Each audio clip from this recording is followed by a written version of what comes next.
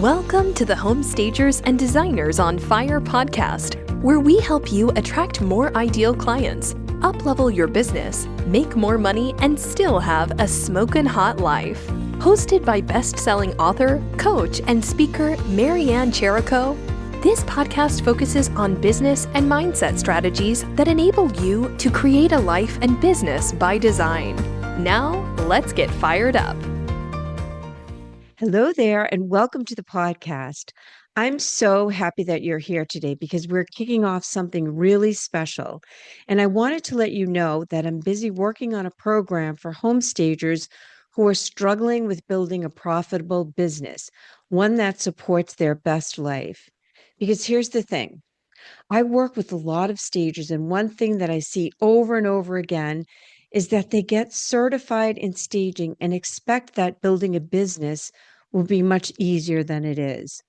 But the skill set that helps you build a business is completely different than the skill set that helps you stage houses. In this episode, I'm going to talk about one of the most important pillars of a thriving staging business, and one that I will be focusing on in my new upcoming program, The Confident and Profitable Home Stager. And it's one of the pillars that I'm going to be diving deep into. But first, I want to ask you something, and I want you to really sit with this. When you got certified as a home stager, how did you feel? Excited, right? Ready, like, okay, I know now what I'm doing, and I'm ready to dive into the staging world. I have the skills. Let's go build this thing. And then reality hit, and it was harder than you expected. Not so much the staging part as the business part.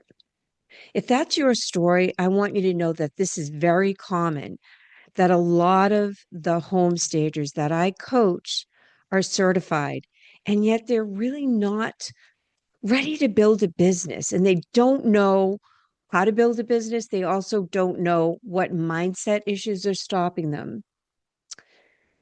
But it's very common.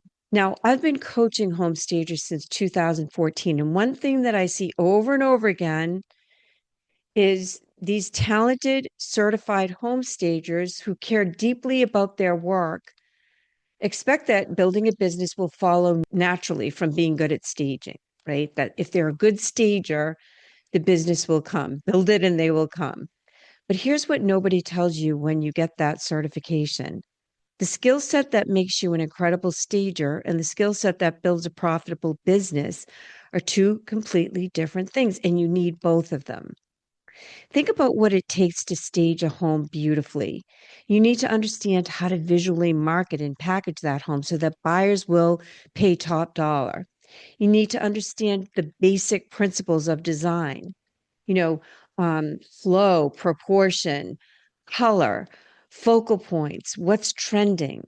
You need to walk into a room and immediately see its potential and how a buyer will emotionally engage once it's staged. You need to know what the buyer demographic and psychographic is. And you need an eye for how it's going to look in photos, because photos are your first selling point. You need to be organized, detail oriented, and good under pressure. These are real skills, valuable skills that you have worked hard to develop. But here's what building a business requires on top of all of that.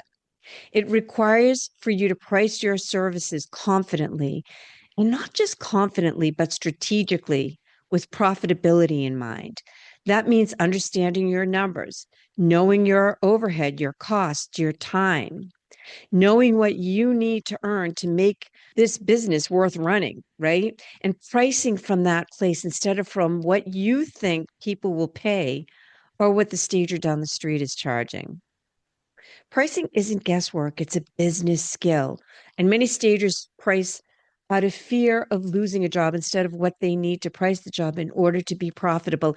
And I will tell you, this goes for new stagers, and that's epidemic with new stagers because they so desperately want those jobs. But it also goes for seasoned stagers who are pricing out of fear.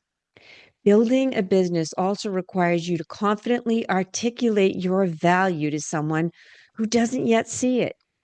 And this is a whole skill set in itself because when you're standing in front of a seller or a real estate agent or a builder or investor, you're not just describing what you do, you're making a case for why it matters to them. And you're doing it in a way that you don't want to feel salesy. You have to be able to speak to their world, their fears, their goals, their aspirations. You have to be able to connect what you do with what they care about most, which is usually something to do with time and money. For real estate agents, it's winning listings. That is money to them. You also have to articulate why your business is the one that they should choose. And this involves how you position yourself in the market, what you do differently than others, what your niche or signature style is, what makes you different better than the others. And this takes emotional intelligence, communication skills, and a deep understanding of your own offer and the real value that you bring. Selling your services takes a special skill set and an empowered mindset and confidence. Building a business also requires you to market yourself consistently, even when you don't feel like it, even when you're not sure it's working, even when you'd rather just go stage a house and let the work speak for itself. Marketing is a long game. It takes a lot of trust that the seeds that you sow will blossom into something important, business. It takes tenacity and skill. It's about building trust over time, showing up repeatedly as the expert in your space, and staying visible enough that when somebody needs a stager, your name is the first one that comes to mind. That requires discipline, strategy, and a willingness to be seen, which for a lot of stagers can be uncomfortable. Confidence also comes into play here. Building a business also requires you to think like an investor, not just an employee. The worker bee. I always talk about the worker bee mentality versus the CEO mentality that you need in order to build a business. And this is a big one because as a business owner, there's going to be moments where you have to spend money before you make it. You invest in a website before you've landed the clients to pay for it. You invest in your own professional development, like certification or coaching, before you can exactly see how it's going to pay off. That requires a level of faith and confidence in yourself and your vision. That's genuinely hard, especially when money feels tight, like at the beginning of your business and the results aren't visible yet. But that willingness to invest before the evidence arrives, that's one of the defining differences between people who build real businesses and people who stay stuck. Building a business requires you to manage your mind under pressure because business will test you in ways that staging never does. You're going to lose a client you really wanted. You're going to have a slow month that makes you question everything. You're going to compare yourself to someone else and feel like you're falling behind, or get a bad review, or a difficult client, or a proposal that gets turned down flat. And in those moments, the business skill is not pushing through, it's knowing how to process what happened, reset your thinking, and keep moving forward with confidence without letting one hard moment define your entire story.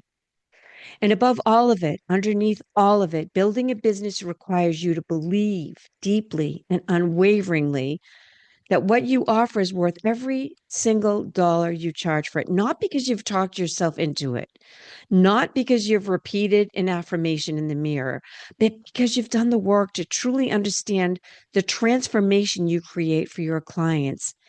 And you've decided as a business owner, as a professional, as an elevated stager, that your value is not up for negotiation. Elevated stagers create elevated businesses.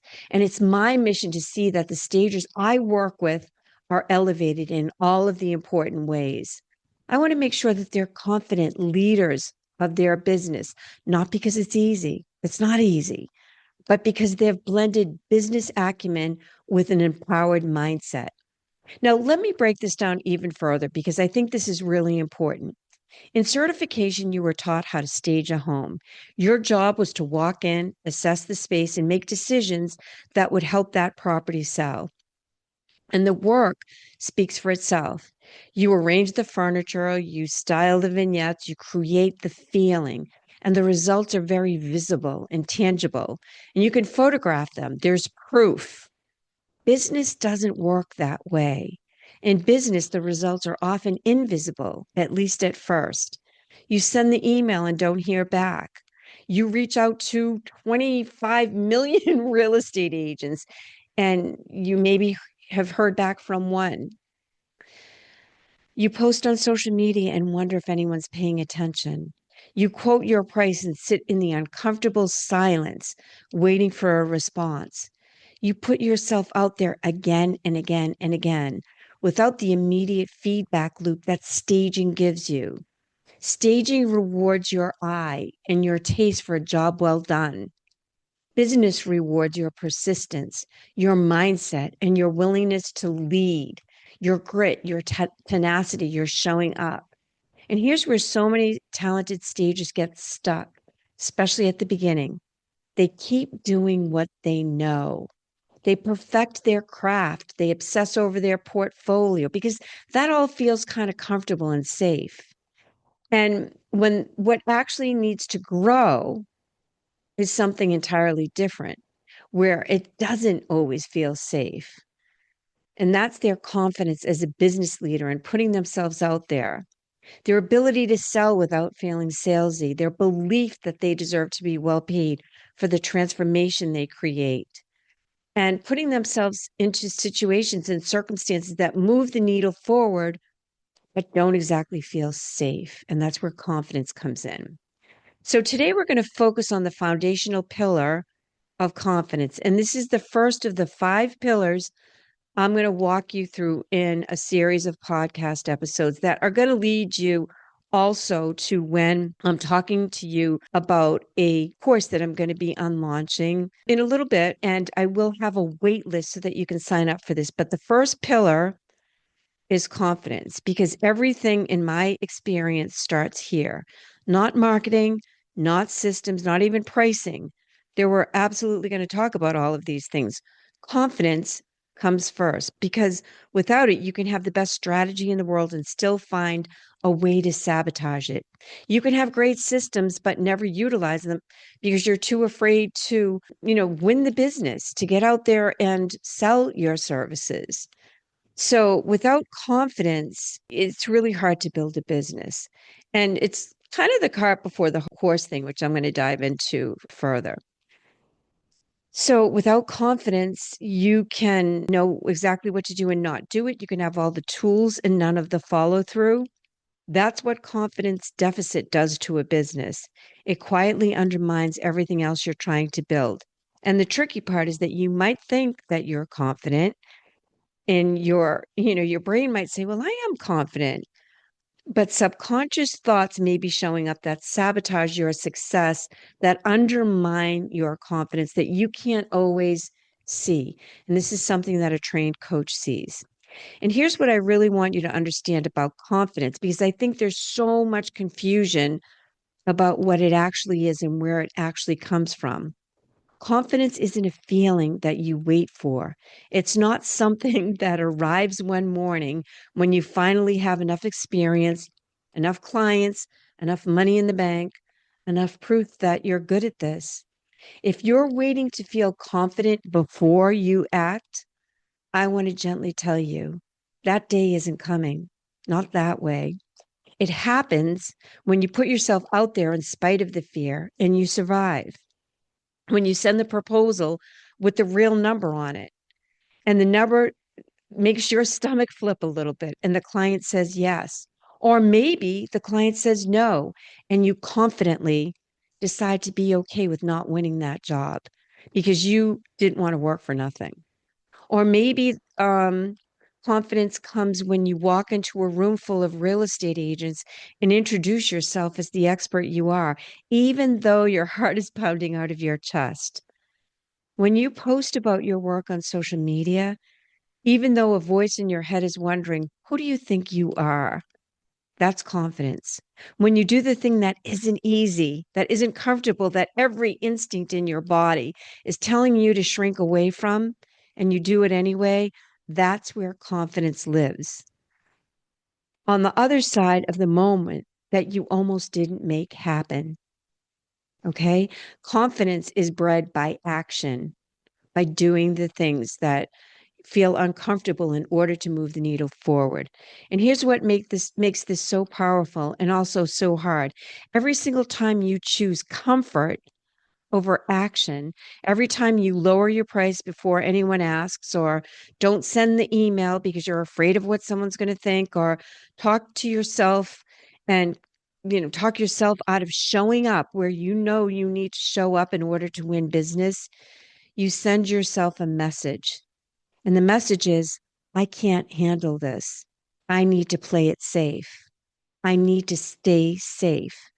And your confidence shrinks a little.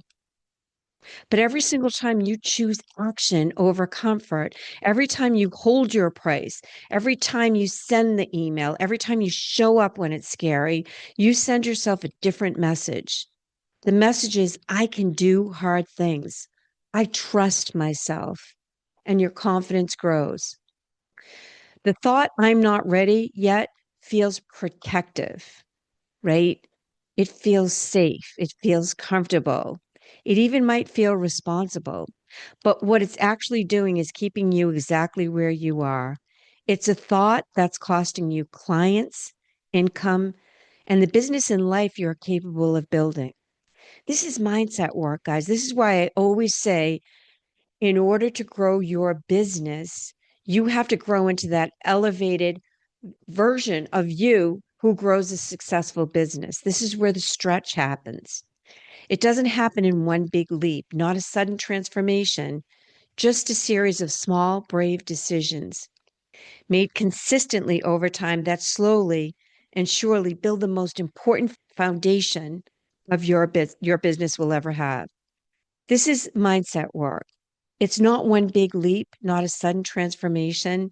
It's just a series of small, brave decisions made consistently over time that slowly and surely build the most important foundation your business will ever have.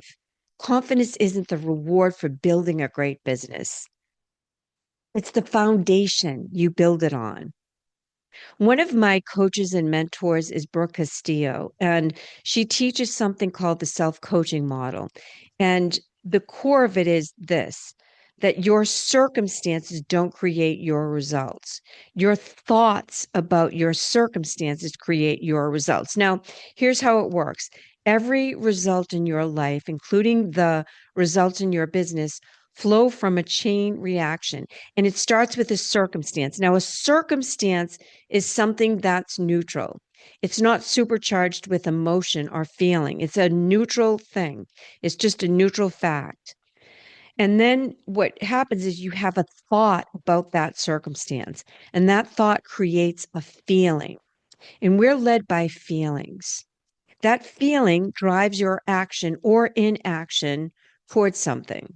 Or, it causes you not to act. And that action or non action produces the results that you get.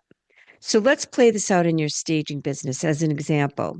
Let's say the circumstance is that a potential client asks your price and then goes quiet on you. That's a neutral fact.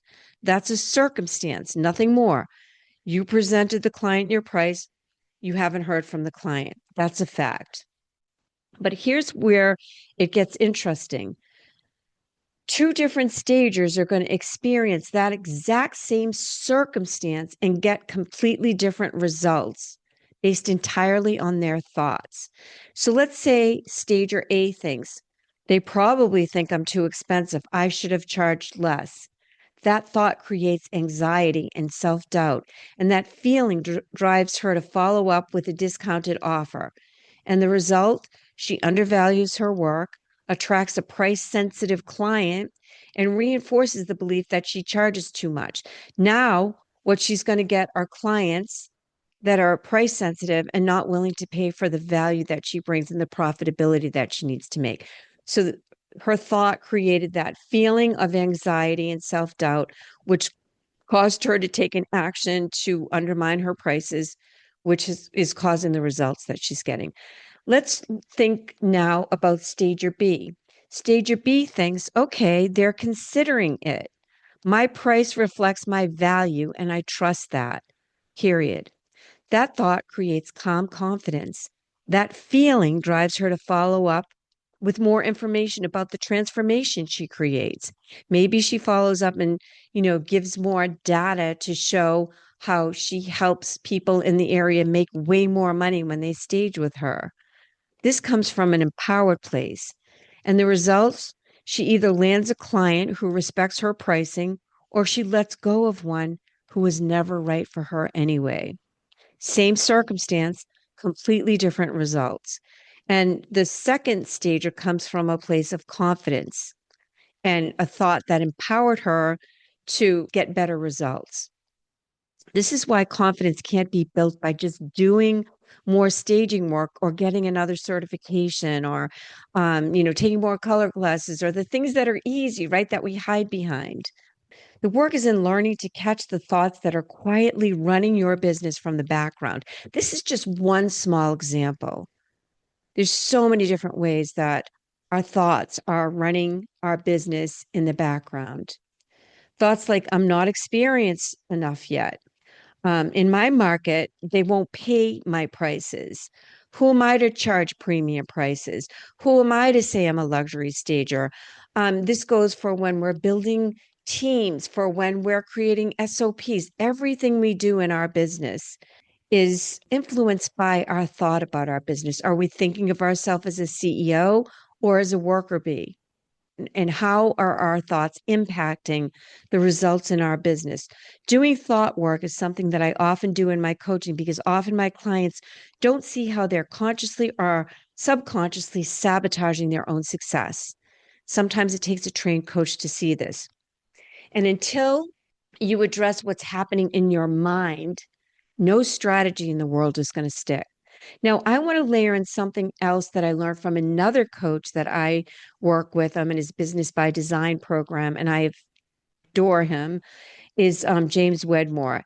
And he talks about something that absolutely changed how I think about building a business and something that I talk to my coaching clients about.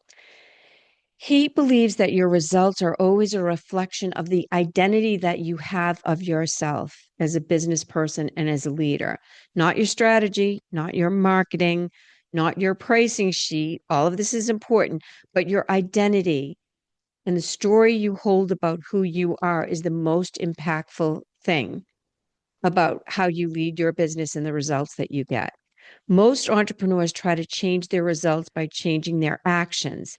That maybe they work harder. I mean, you might work harder, but let's say that you're afraid to reach out to real estate agents or builders or investors, and you have to do that, and you're working really hard at building the perfect website. Yeah, you're working harder, but you're not putting your efforts into needle moving activities that are going to get business in the door. And this is especially important at the beginning. I've worked with coaching and clients that are like, I really want to work on the systems and processes, and all that's important, but at the same time, they don't have any business coming in the door right now, and they're freaking out about money so that they can leave their full-time job. And they want to make it about systems and processes because it's easy to sit behind your computer, and it's a lot easier than putting yourself out there. So at different times in your business, you have to work on different things, and you have to ask yourself, what do I really need in my business right now? And am I saying that out of fear or out of where the best needle moving activities are? You have to really think about how to look at your business critically.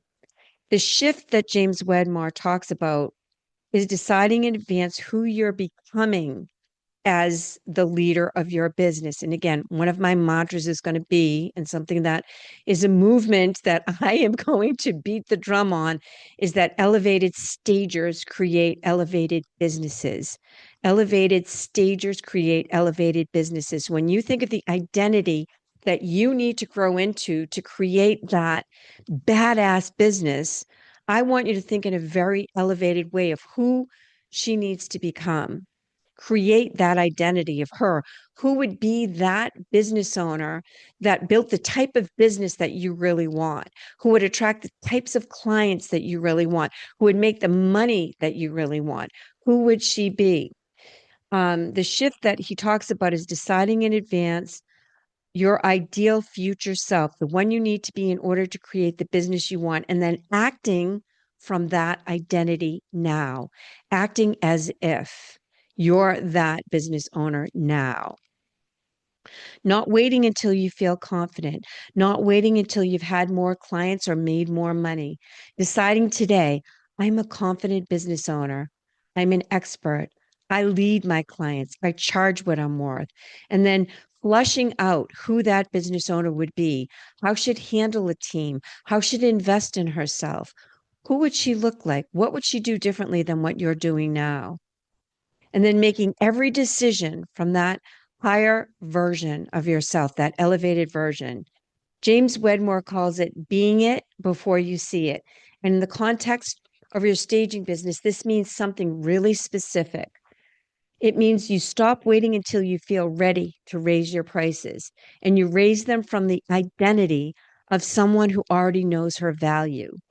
It means you stop waiting until you have more followers on Instagram to show up as an expert and you start showing up as the expert you already are. It means you stop thinking like a stager who's hoping to build a business and you start thinking, speaking, and making decisions like the business owner you're choosing to become because you're the CEO, you're the visionary, you're the leader. The identity shift is everything. And here's what I love about bringing these two frameworks together and incorporating their work into my coaching. Brooke's thought work and James's identity work, because they're two sides of the same coin. You must understand why you're stuck.